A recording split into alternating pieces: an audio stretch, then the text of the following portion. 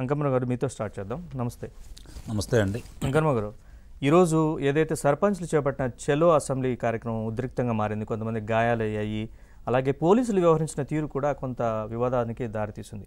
ప్రభుత్వం ఎందుకని పట్టించుకోవటం లేదు? సొంత పార్టీ వాళ్ళు ఉన్నారు, అన్ని పార్టీల వాళ్ళు ఉన్నారు అక్కడ సర్పంచ్లు. ఎందుకని ప్రభుత్వం ఇంతకాలంగా వాళ్ళు బిల్లులు ఇవ్వండి మహాప్రభు అని వేడుకుంటున్నా ప్రభుత్వం ఎందుకు కనికరించట్లేదు? నరేష్ గారు, ముందు మీకు, ఏబిఎన్ యాజమాన్యానికి, వీక్షకులకు, అలాగే ఈరోజు ఈ కార్యక్రమంలో పాల్గొంటున్న వీర మహిళ కీర్తన గారికి, తెలుగుదేశం పార్టీ శేషు గారికి అందరికి కూడా ముందుగా నా నమస్సుమాంజలి. ముఖ్యంగా నరేష్ గారు, మీరు ఒకటి గుర్తుపెట్టుకుంటే, ఈ పంచాయతీ ఎన్నికలు పూర్తయిన తర్వాత సజ్జల రామకృష్ణారెడ్డి గారు ఒక మాట అన్నారు. 95% మంది మా అభ్యర్థులే గెలిచారు, మా అధికారానికి నచ్చి వాళ్ళకి ప్రజలు వాళ్ళకి ఆమోదం తెలిపారు, చాలా చోట్ల ఏకగ్రీవాలైనవి, మిగిలిన చోట్ల మేమే కైవసం చేసుకున్నాము అని చెప్పి మాట్లాడారు. అంటే 95% మంది మీ అభ్యర్థులే గెలిచారని మీరు ప్రకటించుకున్న తర్వాత ఇంతమంది మీ మీద తిరగబడ్డారు అంటే మీ మీద ఎంత వ్యతిరేకత ఉందో ప్రజలకు అర్థమైపోతాం. ఇక మీరు అన్నట్టు, ముందుగా ఉదాహరించినట్టు, గాంధీ గారు కన్నా ప్రజాస్వామ్యాన్ని, గ్రామ స్వరాజ్యాన్ని ఏ విధంగా వీళ్ళు హత్య చేస్తున్నారో మనం చూస్తూనే ఉన్నాం. ముఖ్యంగా చూసుకుంటా ఉంటే అండి నరేష్ గారు, కేంద్ర ఆర్థిక సంఘం ఇచ్చినటువంటి నిధులు ఏదైతే ఉన్నాయో పంచాయతీలకి 8,660 కోట్ల రూపాయల నిధుల్ని వీళ్ళు వాళ్ళ దగ్గర నుంచి దారి మళ్లించారు. ఒక్క సంతకంతో అర్ధరాత్రి పూట. మామూలుగా సహజంగా మనం ఏమంటామంటే, అర్ధరాత్రి పూట ఏదైనా జరిగితే దొంగలు పడ్డారంటాం. అంటే అర్ధరాత్రి వీళ్ళు చేసింది మరి దొంగ పని అనాలో మరి వీళ్ళు దొంగలు అనాలో అర్థం కాని పరిస్థితి ఈరోజు. ఎందుకంటే ప్రజలకు సంబంధించి, అంటే వీళ్ళకి అర్థం కాని విషయం ఏంటంటే, వాళ్ళు కొరివితోటి తలగొక్కుంటున్నారు. పంచాయతీ సర్పంచులు చాలా తక్కువ అంచనా వేస్తున్నారు వీళ్ళు. గ్రామంలో ఎంతో కొంత పట్టున్న వాళ్ళే స్థానిక సంస్థల్లో విజయం సాధిస్తారు. అక్కడ పార్టీల కంటే కూడా వ్యక్తుల ప్రభావం చాలా అధికంగా ఉంటుంది. ఇన్ఫాక్ట్ ఎన్నికలు కూడా పార్టీ గుర్తుల మీద జరగవు. అలాంటి వ్యక్తుల మీద వీళ్ళు ఈ విధంగా పగ తీర్చుకుంటూ చాలా మంది ఆత్మహత్యలు చేసుకున్నారు ఈ మధ్యకాలంలో. ఎందుకంటే వాళ్ళు పరువు కోసం పనులు చేసి డబ్బులు రాక ఆర్థిక ఇబ్బందులు అయిపోయి అప్పులు కట్టలేక వాళ్ళు దానికి తలకాయించుకోవాల్సిన పరిస్థితి వచ్చేసి ప్రథమ పౌరుడైన వ్యక్తి ఇలాంటి అవమానాలు ఎదుర్కోలేక ఆత్మహత్యలు చేసుకున్న సందర్భాలు ఉన్నాయి. ఈరోజు వాళ్ళందరూ అక్కడికి వచ్చారు, నిరసన తెలపాలని వచ్చారు. సహజంగానే ఈ ప్రభుత్వం ఏం చేస్తుందంటే, ఈ ఒక్క కార్యక్రమానికే కాదు, ఏ కార్యక్రమానికి ఎవరు పిలిపించినా కూడా వాళ్ళని గృహ నిర్బంధం చేస్తూ బయటికి రానియకుండా అదేదో మా పెద్ద గొప్ప మా విజయం అని చెప్పని వీళ్ళు భావిస్తారు. నిరసన తెలిపే హక్కు లేకుండా చేస్తాం. అది అసలు అన్నిటికీ లేదు కదండి. రాజకీయ నాయకులు లేదు, సర్పంచులకు లేదు, అంగన్వాడికి లేదు, ఆశా వర్కర్లకు లేదు, నిరుద్యోగులకు లేదు. ఎవరికి ఉంది చెప్పండి? రాష్ట్రంలో వాళ్ళ నిరసన తెలిపే హక్కు ఎవరికి ఉంది? ఎక్కడ చేయనిస్తున్నారు? ఇలాంటి కార్యక్రమాలు చేస్తున్నారు. మా పోయినసారి చూసాం మనం. అధ్యాపకులు వాళ్ళ గురించి ఇప్పుడు 3 వర్గాల గురించి మనం మాట్లాడుకోవాలని, ముఖ్యంగా మొట్టమొదటి ఆశా వర్కర్లు, తర్వాత అధ్యాపకులు, తర్వాత సర్పంచులు. ఆశా వర్కర్లు దాదాపు ప్రతి బాలింత దగ్గరికి లేకపోతే గ్రామాల్లో ఉన్న మహిళలందరితోటి సత్సంబంధాలు నిలిపే వ్యక్తి, ప్రభుత్వానికి ప్రజలకి మధ్య వారధిగా ఆరోగ్యానికి సంబంధించి అన్ని కార్యక్రమాలు నిర్వహించే వ్యక్తులు వాళ్ళు. అంటే ఒక్కొక్క మహిళ ఆశా వర్కరు కనీసం 100 మందిని ప్రభావితం చేయగలదు. వాళ్ళతో తలగొక్కున్నాడు. నిస్సందేహంగా వాళ్ళు రేపు పొద్దున ఏం చేయాలో అది చేస్తారు. ఇకపోతే ఈ సర్పంచులు ప్రతి గ్రామంలో కూడా ఇందాక నేను ఉదాహరించినట్టు వాళ్ళు వ్యక్తిగతంగా వాళ్ళకున్న పేరు ప్రతిష్టలను బట్టి సర్పంచులుగా ఎన్నికవుతూ ఉంటారు. ఆ గ్రామంలో ఏది కావాలన్నా కూడా అడిగేది వాళ్ళనే. శాసనసభ్యుడు కనపడ్డు, జిల్లా పరిషత్ అధ్యక్షులు కనపడరు, మంత్రులు కనపడరు, ముఖ్యమంత్రి కనపడరు, వాళ్ళకి లోక్సభ సభ్యులు కూడా కనపడరు.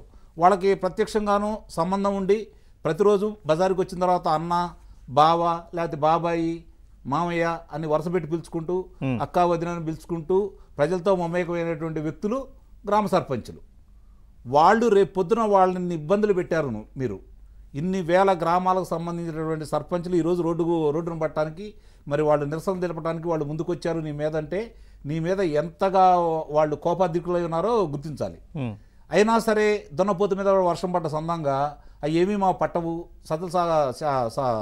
సజ్జల రామకృష్ణారెడ్డి గారు చెప్పారు కదా, మా ఓటర్లు వేరేగా ఉన్నారు, వీళ్ళు కాదు, మాకు ఓట్లు వేసే వాళ్ళందరూ వేరేగా ఉన్నారు, వాళ్ళతో మేము గెలుస్తా ఉన్నారు. ఏది శాసన మండలి ఎన్నికల ఫలితాల అనంతరం అక్కడికి కూడా వాళ్ళకి 108 నియోజకవర్గాల్లో ముగ్గురు శాసనమండలి సభ్యులు ప్రతిపక్ష పార్టీ గెలిచినా కూడా దొంగ ఓట్లు చేర్పించినా కూడా మీరు కూడా చూశారు.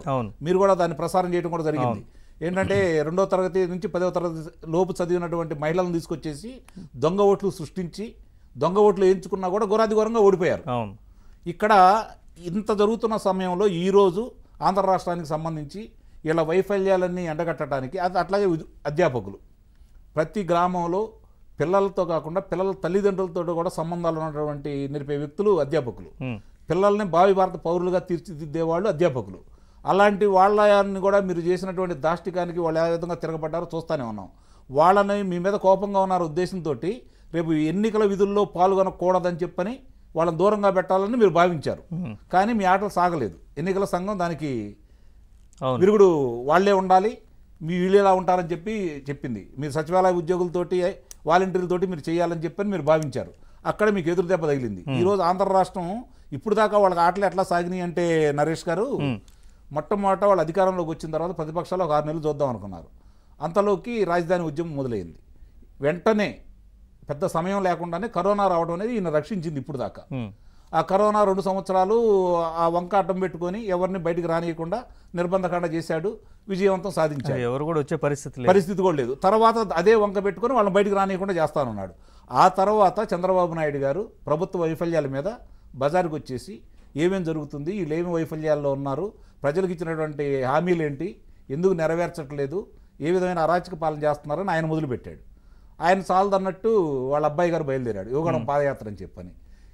గత ప్రభుత్వంలో చేసిన మంచి పనుల గురించి ఏకవరు పెట్టుకుంటూ అది సెల్ఫీ ఛాలెంజీల ద్వారా గత ప్రభుత్వంలో ఈ ప్రాంతంలో ఈ అభివృద్ధి జరిగింది, మీరు ఇక్కడ అవినీతి జరుగుతుందని చెప్పని వాళ్ళ అవినీతిని ఎండగడుతూ సెల్ఫీ ఛాలెంజీలు చేస్తూ తన ప్రభుత్వ హయాంలో జరిగిన మంచి పనులు చేసుకుంటూ ప్రజల్ని వివరంగా చెప్పుకుంటూ ఎన్ని ఉద్యోగాలు వచ్చినాయి, ఎన్ని పరిశ్రమలు వచ్చినాయి చెప్పేసి అభివృద్ధి చేశారో చూపించి వాళ్ళలో మనకి ప్రత్యేక హోదా ఒకటే సంజీవిని కాబట్టి మీరందరూ మేల్కొనండి, చంద్రబాబు నాయుడు గారు ఉంటే మన రాష్ట్రాన్ని తాకట్టు పెట్టేశాడు కేంద్రానికి అని చెప్పని విద్యార్థి లోకానికి కళాశాలలకు వెళ్ళారు, విశ్వవిద్యాలయాలకు వెళ్ళారు, వాళ్ళని రెచ్చగొట్టి తన వంతు తిప్పుకున్నాడు. నిస్సందేహంగానే వాళ్ళు ఆయన వాళ్ళు పెళ్లిన మాట వాస్తవమే.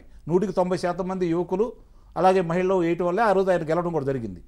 ఈరోజు లోకేష్ బాబు అనే వ్యక్తి బయలుదేరి బయటకు వచ్చిన తర్వాత యువగళం పాదయాత్ర ద్వారా జరిగిన వివరాలన్నీ వాళ్ళకి చెప్పి అట్లాగే వాళ్ళ దివంగత పరిశ్రమల శాఖ మంత్రి గారు గౌతమ్ రెడ్డి గారు అసెంబ్లీ సాక్షిగా 5,13,000 మంది ఉద్యోగాలు వచ్చినాయని చెప్పి చెప్పడం కూడా జరిగింది.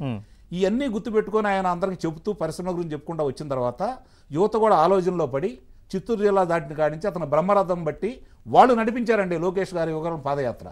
వీళ్ళిద్దరితోటి ఉక్కిరి విక్రయ సస్తాననుకుంటే పవన్ కళ్యాణ్ గారు బయలుదేరారు.